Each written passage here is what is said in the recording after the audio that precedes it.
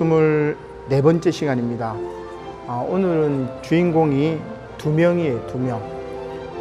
근데 이제 성경의 내용에도 오늘 방금 우리가 읽었던 것처럼 아주 짧기 때문에 또 두 명이기도 하지만 또 동일한 맥락에서 이어지는 인물이기 때문에 이 두 명을 같이 다루려고 합니다. 누가복음 우리가 말씀을 이제 보고 있는데, 누가복음 말씀에 보면은 예수님 탄생과 관련해서 세 사람의 여인이 등장하지요.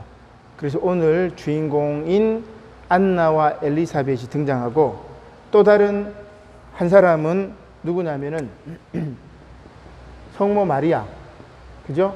마리아, 안나, 엘리사벳.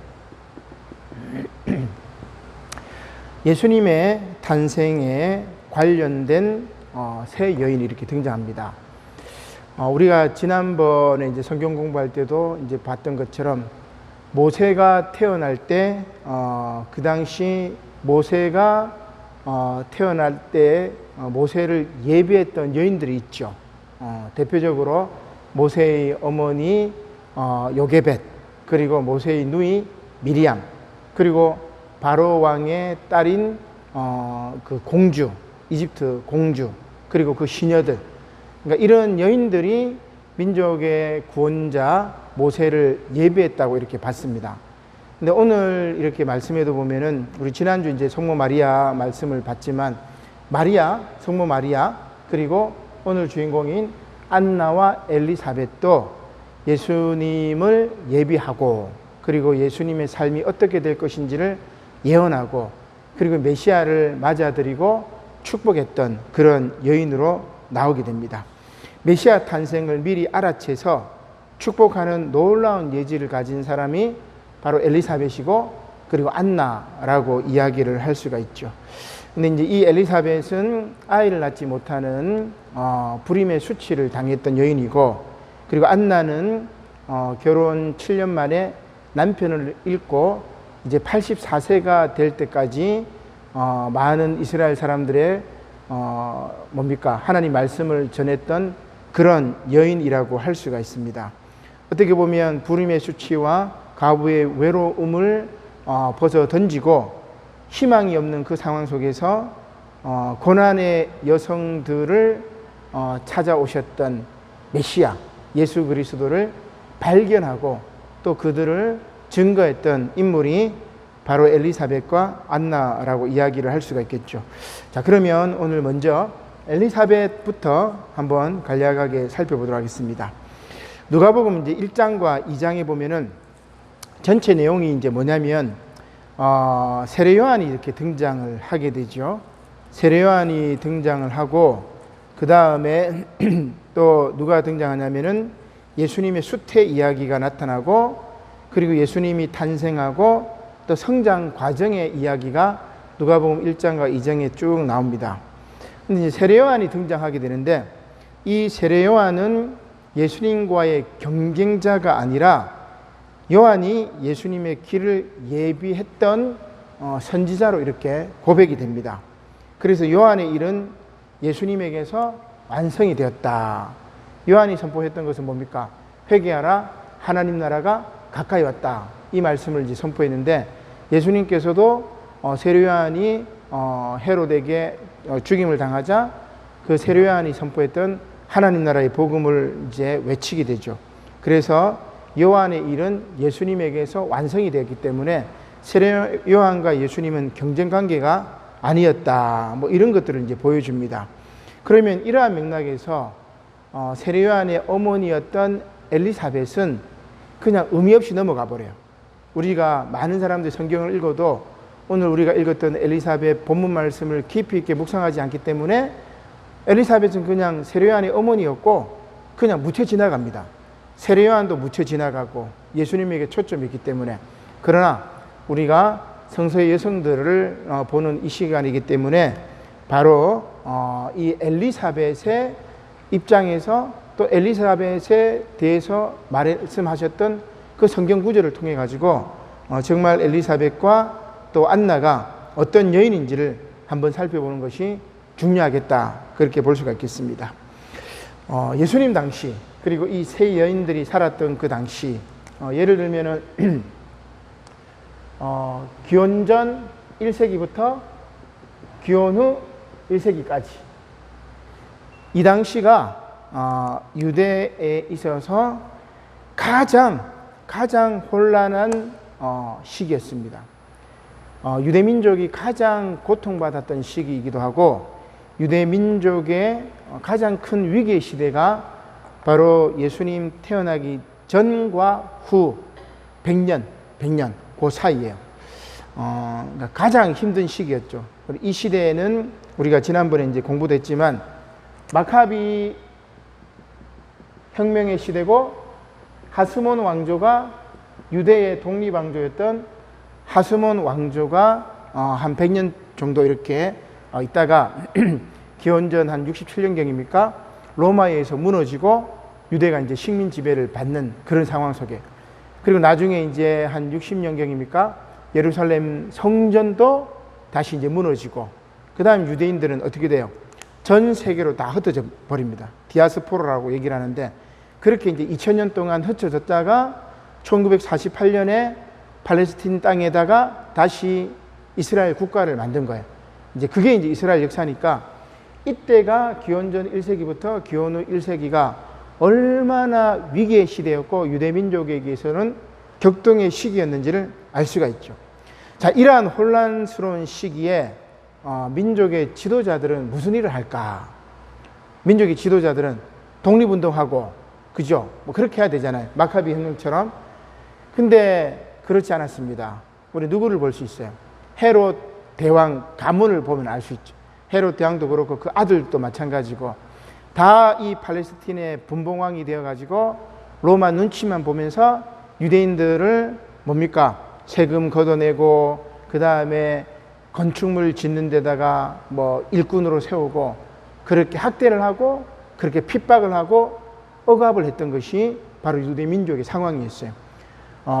로마의 압제하에 같은 유대인 왕으로부터의 또 통치를 받고 이중의 수탈을 당하고, 게다가 하나 더 추가하면은 예루살렘 종교 지도자들, 즉 대제사장이라든지 사두개인들에 의해서 종교적으로도 억압받고 있었던 상황이 바로 이 기원전 1세기부터 기원 후 1세기, 그 당시가 가장 심각했단 말입니다. 자, 팔레스틴에서 왕위를 노리는 사람들은 수단과 방법을 가리지 않고 로마 황제의 인정을 받고 권력을 장악하려고 해요. 우리 이제 친일파들이 그런 짓거리를 했잖아요. 그죠?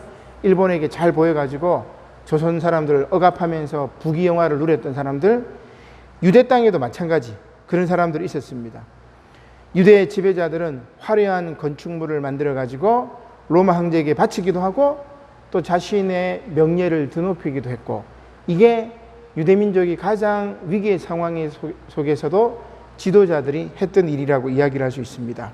많은 유대 사람들은 세금과 건축 노역에 시달렸고, 그러니까 고난당하는 사람들이, 이러한 상황 속에서 고난당하는 사람들이 뭐를 하겠어요? 여러분, 고난당하는 이들이 뭐를 하겠습니까? 구약 성서에 보면은, 이사야서에도 보면은 뭐가 나오죠?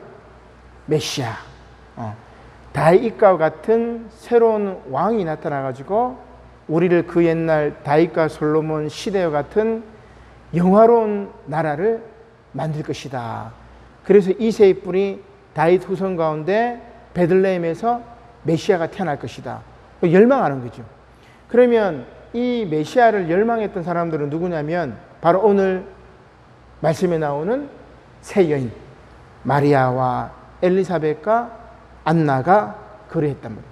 물론 이제 다른 많은 유대 민중들도 그리했겠지만, 오늘 본문 말씀에 의하면 특별히 이제 마리아 그리고 오늘 안나와 엘리사벳이 이렇게 이제 고난 당하는 이들이 바로 메시아를 대망했다, 요청했다, 그렇게 볼 수가 있습니다. 그때 이제 예수님께서 이 땅에 오시는 거죠. 자, 그 메시아는 어때요? 우리가 지난번에 봤던 것처럼 누가복음 1장 46절 말씀이죠. 마리아 창가에 우리가 이야기를 했죠. 마리아가 이르되 내 영혼이 주를 찬양하며 내 마음이 하나님 내 구주를 기뻐하였음은 그의 여종의 비천함을 돌보셨음이라. 그러니까 여인들 혹은 고난받는 이들의 비천함을 보시고 메시아가 오신다. 동정녀 마리아의 몸, 나의 몸을 통해서 하나님께서 오신다. 그 고백이란 말이에요. 마리아 창가가 그렇습니다. 그리고 그 창가에 응답해서 예수님께서도 어떻게 하세요? 공생애를 시작하면서 해당에서 이사야 말씀을 쫙 편 다음에 내가 이 말씀을 응하기 위해서 이 땅에 왔노라. 그렇게 이야기합니다. 너무나 잘 아는 말씀이죠. 누가복음 4장 18절 말씀이지요. 자, 예수께서 그 16절부터 보면 이렇습니다. 예수께서 그 자라나신 곳 나사렛에 이르사 안식일에 늘 하시던 대로 회당에 들어가사 성경을 읽으려고 서심해 선지자 이사야의 글을 들이거늘 책을 펴서 이렇게 기록된 데를 찾으시니 곧 뭡니까? 이사야 61장 1절 말씀 그 부분을 예수님께서 딱 펴가지고 뭐라고 이야기합니다. 뭐라고 이야기합니까? 주의 성령이 내게 임하셨으니 이는 가난한 자에게 복음을 전하게 하시려고 내게 기름을 부으시고 나를 보내사 포로된 자에게 자유를 눈먼 자에게 다시 보게 함을 전파하며 눌린 자를 자유롭게 하고 주의 은혜의 해, 우리 이제 신년이라고 이야기를 하는데 주의 은혜의 해를 전파하게 하려 하심이라 딱 선언을 해버리는 거예요. 그러니까 누가복음은 여러분 읽으면 참 위로가 됩니다. 인생살이가 고달픈 사람들, 고난당하는 사람들, 질병으로 고통당하는 사람들은 누가복음 읽으면은 예수님께서 질병을 고쳐주시고 가난한 자를 돌보시고 또 뭡니까? 약한 자를 돌보시고 소외된 자들과 함께 하시고 굶주린 자들에게 먹을 것을 주시고 그런 모습으로 누가복음 이렇게 보여져요. 이제 마태복음은 조금 좀 다르고 유대 이제 율법과 관련된 말씀들이 많고 요한복음은 굉장히 이제 철학적이지요. 그래서 아마도 누가복음은 읽으면 정말 인간적인 이렇게 맛이 느껴져요. 자, 아무튼 메시아를 마리아 창가가 그렇게 고백을 했다면 예수님께서는 누가복음 4장을 통해서 희년을 선포하고 예수님이 이 고난당하는 자들을 위해서 이 땅에 오셨음을 선포하는 그런 말씀입니다. 메시아를 통해 새 세상이 만들어지지 않으면 희망이 없어서 한평생을 불행한 삶을 살 수밖에 없던 사람들, 이들이 뭐예요? 메시아를 대망하는 겁니다. 가장 절망적인 시기에 가장 절망적인 여인들이 메시아를 대망하는 거예요. 그 여인 중에 한 명이 오늘 바로 엘리사벳입니다. 자, 우리 이제 엘리사벳에 관한 이야기 오늘 우리가 읽었지만 한번 조금 안 읽었던 부분 한번 찾아볼까요? 누가복음 1장 6절의 말씀입니다.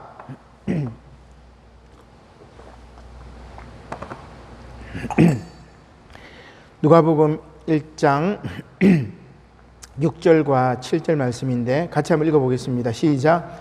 이 두 사람이 하나님 앞에 의인이니 주의 모든 계명과 규례대로 흠이 없이 행하더라. 엘리사벳이 잉태를 못함으로 그들에게 자식이 없고 두 사람의 나이가 많더라. 사가라, 남편은 사가라지요. 이제 제사장입니다.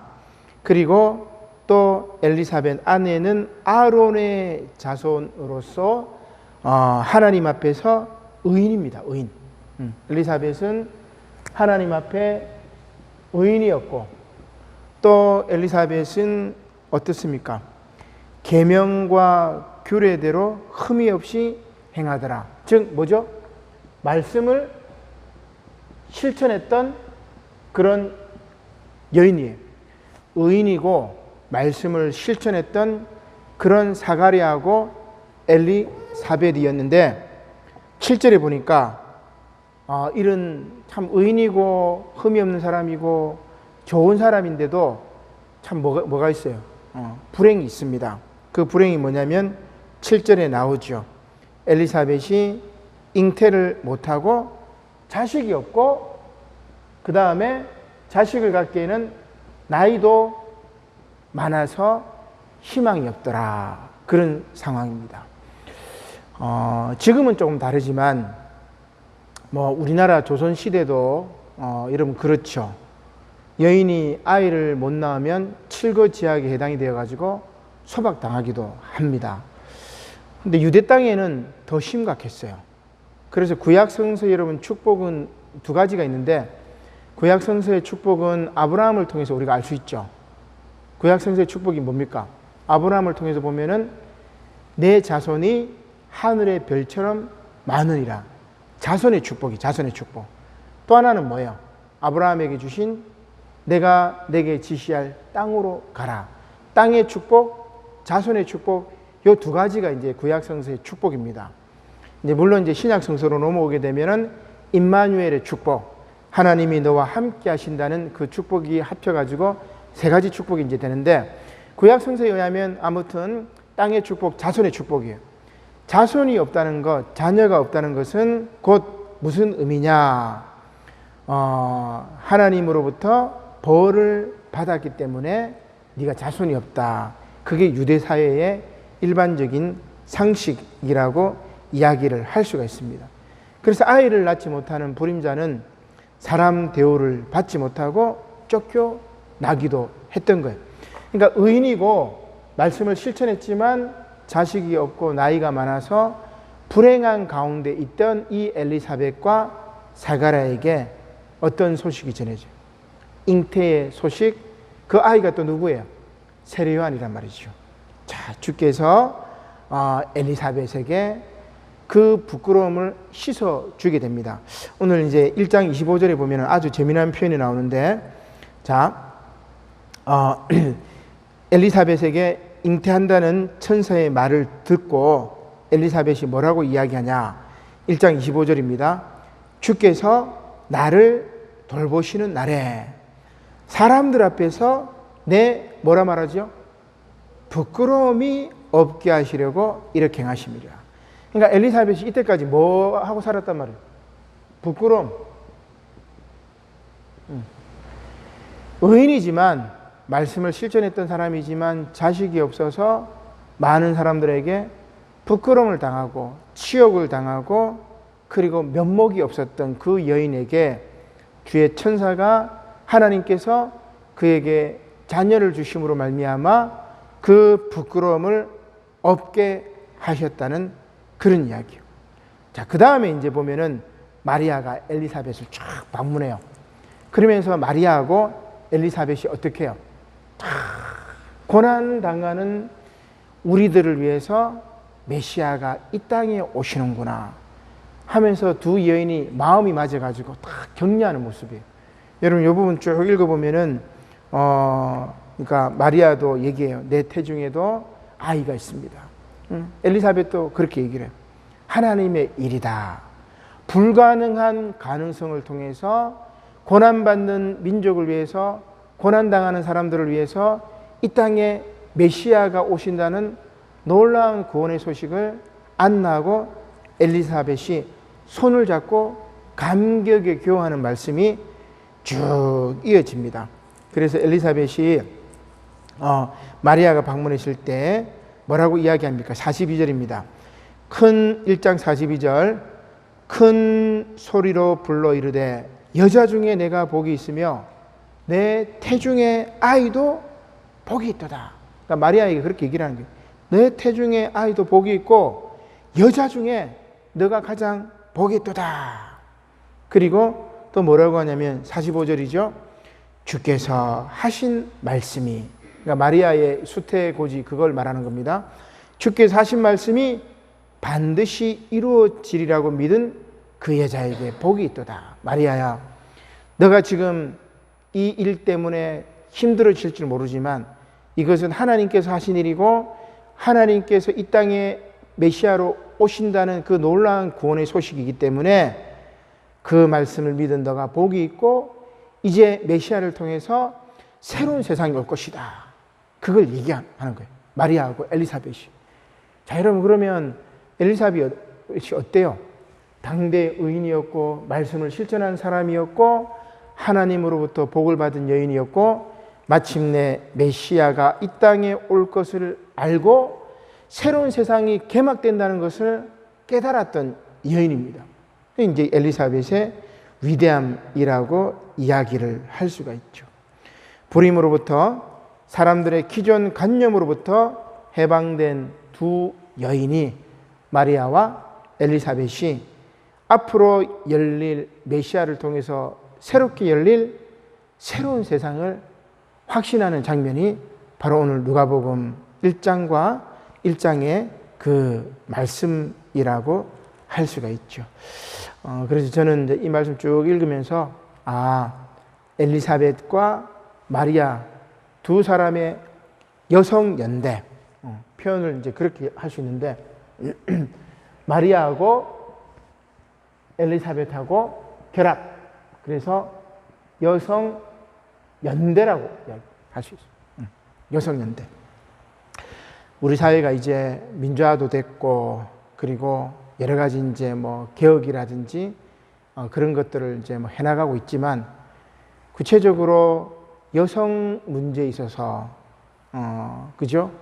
이런 문제에 있어서는 아직도 조선시대에 살고 있습니다.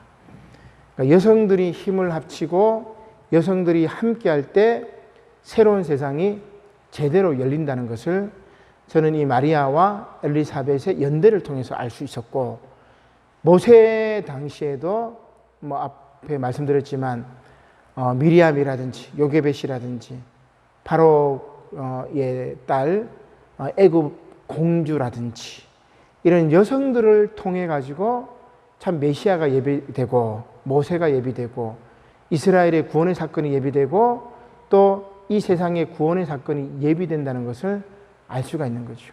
그래서 남성들의 힘은 아무것도 없어요. 동정녀 마리아에게서 구세주가 오셨지 남자의 힘을 빌리지 아니하고 여성의 자궁의 힘을 빌려가지고 이 땅에 구세주가 오신 것이죠. 그래서 중요한 것은 이 여성 연대가 얼마나 중요한지를 깨닫는 겁니다. 우리나라도 지금은 이제 여성 인권에 대한 문제들, 성인지 감수성이라든지 이런 것들이 제대로 이제 이제 바뀌어야죠. 그래서 2020년은 코로나 때문에도 위기지만 우리나라에 이제 성인지 감수성에 대한 새로운 인식의 전환의 해가 되지 않을까 그렇게 생각을 해보게 됩니다. 자, 두 번째 인물은 안나입니다. 안나는 정말 이제 구절이 조금밖에 되지 않아요. 자, 안나 말씀 한번 보도록 합시다. 2장 36절입니다. 예수님께서 이제 태어나셨을 때 일입니다. 아기 예수 당시에 안나라는 여인이 있었는데 2장 36절에 보니까 이런 이야기가 나오죠. 그 전에 먼저 볼 게 뭐냐면 예수님과 그리고 그 예수님의 부모가 모세의 법대로 정결 예식 때 아이를 데리고 예루살렘에 갑니다. 2장 22절에 볼까요? 모세의 법대로 정결 예식의 날이 참에 아기를 데리고 예루살렘에 올라가니. 자, 그 정결 예식을 통해서 이제 예루살렘에 올라갔을 때 25절입니다. 예루살렘에 시몬이라는 사람이 있으니 이 사람도 의롭고 경건하여 이스라엘의 위로, 즉 이스라엘의 구원, 고난받는 이스라엘 민족을 구원시켜줄 메시아를 기다리는 사람입니다. 성령이 그 위에 계셨죠. 그가 주의 그리스도를 보기 전에는 죽지 아니하리라 하는 성령의 지시를 받았고 마침내 누구를 봐요? 28절에 시몬이 아기를 안고 하나님을 찬송합니다. 예수의 부모가 아기를 데리고 오는 것을 보고, 성전에서 아기를 데리고 오는 것을 보고 마침내 메시아를 알아본 거죠. 그리고 29절에 시몬이 찬양을 합니다. 주제여, 이제는 말씀하신 대로 종을 편안히 놓아 주시는도다. 내 눈이 주의 구원을 보았사오니 이는 만민 앞에 예비하신 것이요 이방을 비추는 빛이요 주의 백성 이스라엘의 영광이니이다. 요 찬송을 했단 말이에요. 요것을 안나가 듣는 거예요. 요 배경이 없으면 안 됩니다. 그 배경을 딱 가지고 자 한번 봅시다. 시몬이 이제 쭉 이제 그 예수님을 축복하고 또 예수님이 앞으로 될 일에 대해서 쭉 이야기를 합니다. 그 다음에 36절로 이제 장면이 바뀌는 거죠. 영화로 치면 장면이 바뀝니다. 자, 36절입니다. 함께 읽어볼까요? 시작. 또 아셀 지파 바누엘의 딸 안나라 하는 선지자가 있어 나이가 매우 많았더라. 거기까지. 자, 아셀 지파는, 여러분, 아셀 지파는 어떤 지파냐면은 이제 여인들이 미모가 뛰어난 지파예요. 그러니까 지파별로 이렇게 특성이 있는데 어떻게 보면은 이제 이 아셀 지파는 이제 미인들이 많은 그런 지파예요. 우리나라는 대구가 미인이 많다 그러. 용호동에 미인이 많다. 이게 또 성차별 발언이 될 수도 있겠다. 하여튼 이제 대구에 이제 미인이 많다 뭐 그렇게 얘기를 하는데 아셀 지파에 미인들이 많다고 얘기를 합니다. 그리고 재능이 뛰어난 여인들이 많아가지고 이 아셀 지파 여인들은 대부분 왕의 부인들, 왕족이나 혹은 대제사장들과 결혼을 합니다. 여기 이제 아셀 지파 여인들이 이제 그렇게 해요. 근데 이 안나가 어떤 지파예요? 아셀 지파 비누엘의 딸 안나. 그럼 이 안나는 뭐예요? 아주 미모가 출중했고 그리고 재능이 뛰어난 사람이었고 아셀 지파라는 그 한마디가 안나가 어떤 사람이라는 것을 보여주는 겁니다. 자, 그런데 이 안나는 선지자예요. 그리고 또 하나는 뭡니까? 나이가 매우 많았더라. 그 다음에 안나에 대한 이야기가 나옵니다. 그가 결혼한 후 7해 동안 남편과 함께 살다가 37절 가부가 되고 84세가 되었더라. 근 한 길게는 한 70년, 짧게는 한 60년 정도. 그죠? 그러니까 그 정도 홀로 살았던 안나. 그럼에도 불구하고 안나는 뭐예요? 37절에 보니까 성전을 떠나지도 아니하고 성전을 떠나지도 않고 그 다음에 나이는 지금 84세 성전을 떠나지도 않고 그 다음에 뭘 하죠? 주야로 금식하며 기도함으로 섬기더니 금식하고 기도하고 또 섬기고 참 대단한 것 같아요. 그렇죠? 그러니까 아마 이 당시에 아셀 지파 여인이었다면은 남편이 죽은 다음에는 뭐 재혼을 하거나 다른 길로 이렇게 갈 수가 있었는데 이 안나는 그리하지 아니하고 84세가 될 때까지 성전에서 금식하고 기도하고 또 섬겼던 사람입니다. 그리고 38절에 보니까 마침 이때 나와서 하나님께 감사하고 예루살렘의 속량을 바라는 모든 사람에게 그에 대하여 말하니라. 자, 이 말씀이 이제 조금 이해하기 쉽지 않은데 안나가 뭐 하냐면 성전에서 예루살렘의 구원을 바라는 유다 백성, 고난받는 사람들의 구원을 바라는 모든 사람들에게 하나님 메시아에 대한 이야기를 말했던 인물입니다. 자, 그리고 주의 율법을 따라 모든 일을 마치고 갈릴리로 돌아가 본 동네 나사렛에 이르니라. 아기가 자라며 강화해지고 지혜가 충만하며 하나님의 은혜가 그의 위에 있더라. 이렇게 이야기를 하면서 오늘 이제 안나의 이야기는 이렇게 끝이 나게 되는데 안나는 뭐예요? 예수님께서 아기 예수께서 예루살렘에 오셨을 때 뭐예요? 이제 우리의 고난을 건져주실 메시아, 예루살렘의 속량을 바라는 모든 사람들에게 새로운 세상, 메시아를 통해서 이 아기 예수를 통해서 시므온이 아기 예수에게 했던 그 예언의 말씀처럼 새로운 세상이 올 것이라고 예언을 했던 그런 인물이라고 이야기를 할 수가 있습니다. 그 당시는 제가 뭐라고 말씀드렸습니까? 기원전 1세기부터 기원 후 1세기 동안에는 전쟁이 끊임없었어요. 로마가 끊임없이 전쟁을 합니다. 차출합니다. 용병을, 그 다음 노예들을 전쟁에 써먹죠.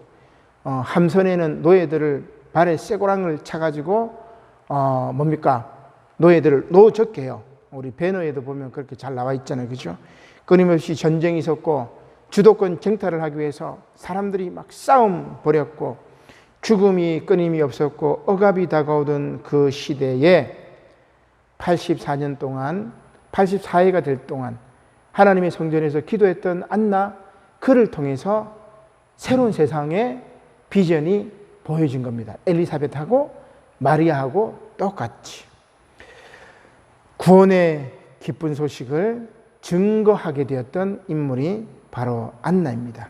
그래서 메시아를 갈망한 안나에게 참 기쁜 소식으로 이 아기 예수를 보고 이제 새로운 세상에 여명이 떠오른 것을 봤던 인물이 안나입니다. 아마 그것을 보고 안나는 편안히 눈을 감았지 않았을까, 저는 그렇게 생각해 보는데, 오늘 이 두 여인 엘리사벳과 또 안나, 고난받는 여인들, 고난받는 민족, 고난받는 사람들에게 구원의 주, 해방의 주, 그리고 새로운 세상을 열어가시는 아기 예수님의 탄생을 봤던 것이죠. 메시아가 다시 오십니다. 예수님께서 분명히 다시 오신다고 하셨어요. 이제는 초림이 아니라 재림이죠. 고난받는 사람들을 위해서 예수님께서는 반드시 오실 겁니다. 코로나19로 힘들고 어렵고 또 경제적인 이 위기도 있고 또 이 위기가 쉽게 끝나지 않습니다. 우리나라는 그나마 대처를 잘하지만 세계적으로 참 힘든 상황이죠. 세계적으로 힘들면 우리나라만 뭐 잘 된다고 되는 건 아니겠죠. 지구촌 전체가 힘들어지는 이런 상황 속에서 우리를 구원하기 위해서 오시는 메시아를 이 마리아와 엘리사벳과 안나처럼 대망하는 저와 여러분들이 되시기를 주님의 이름으로 간절히 축원합니다. 아멘. 고마우신 하나님, 감사를 드립니다. 안나와 엘리사벳을 통해서 가장 힘들고 어려운 시절에 메시아를 대망하며 또한 메시아께서 동정녀 마리아를 통해서 또한 아기 예수의 모습을 통해서 이 땅에 오신 것을 믿고 깨닫고 메시아가 열 새 세상을 바라보고 감사와 찬양을 드렸던 이 두 여인 안나와 엘리사벳을 통해서 주님, 우리의 믿음을, 우리의 신앙을 돌이켜보게 하시고 다시 오실 예수님을 바라보며 오늘도 포기하지 않고 희망을 가지고 오늘도 힘들고 어렵지만 절망하지 아니하고 예수 그리스도께서 다시 오심을 믿고 승리하는 삶을 살아갈 수 있도록 은혜를 허락하여 주시옵소서. 감사를 드리며 예수님의 이름으로 기도드립니다. 아멘.